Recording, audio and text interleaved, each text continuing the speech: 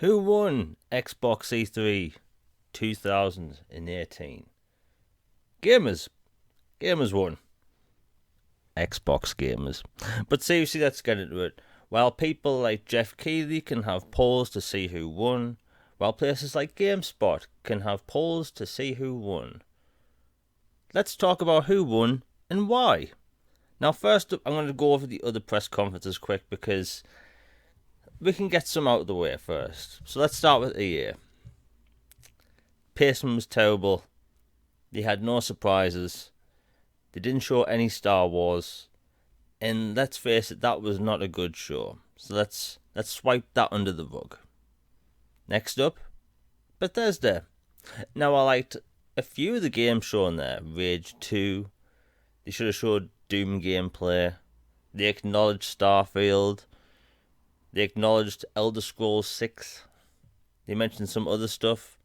So, to me, the games were cool. And I liked the performance by Andrew WK. That was a very good performance.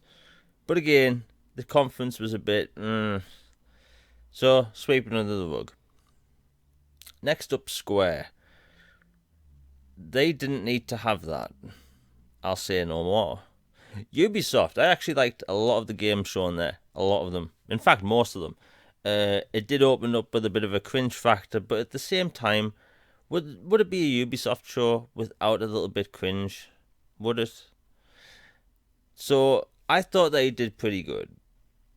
Next up, Nintendo. Now, Nintendo had a direct, and I'm not into fighting games.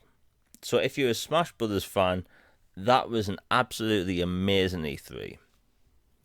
However, they didn't show many games that were out in the future that I like the look of. Other than there was Mario Party, and there was a mech game that looked absolutely awesome.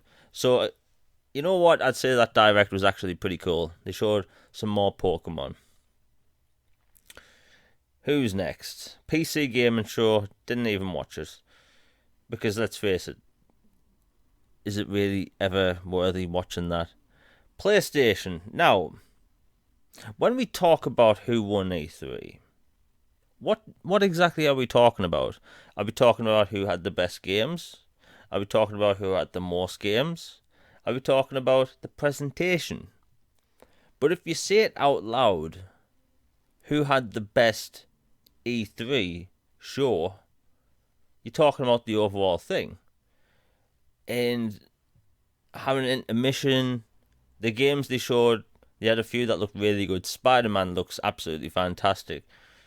But other than that, the show was a bit of a disappointment. Because while they did say beforehand they were going to have 4 deep dives into games, people were still expecting stuff. I was expecting to see Blackout, the Black Ops Battle Royale mode. But that wasn't shown. So, to me, no. So why did Xbox win E3? Why did gamers win? Well, I'm going to go down everything they showed quick, and I'm going to go really quick to tell you why they won. First up, Halo Infinite, Ori, Will of the Wisps, Sekiro, Shadows Die Twice, Fallout 76, Captain Spirit, Crackdown 3, Nier Automata, Metro Exodus, Kingdom Hearts 3, Sea of Thieves, Battlefield 5, Forza Horizon 4. Then they announced the new studios, which I'll get into another time. The Initiative, Undead Labs, Playground Games, Ninja Theory, Compulsion Games. Then they showed We Happy Few, PUBG Snow Map, Tales of Vesperia Definitive Edition, Division 2. They mentioned the Fast Start function. They had an indie showcase where they showed things like Sable and Ashen. They showed Shadow of the Tomb Raider, Session, Black Desert, DMC5, Cuphead DLC, Tunic, Jump Force, Dying Light 2, Battletoads, Just Cause 4, Gears Funko Pop, Gears Tactics, Gears 5. They mentioned the new console, and then Cyberpunk 2077, the game I've been waiting 6 years to see. Overall presentation was good, and most importantly, that not only did they show me 48 games I can play on my Xbox, which will be enhanced,